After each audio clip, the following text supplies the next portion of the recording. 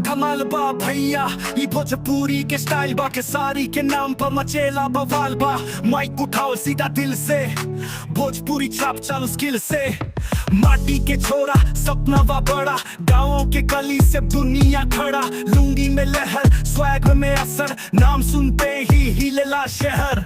खिसारी बोले तो बुलेट जैसन बा, स्टेज पर आवे तो ज्वाला जैसन बा।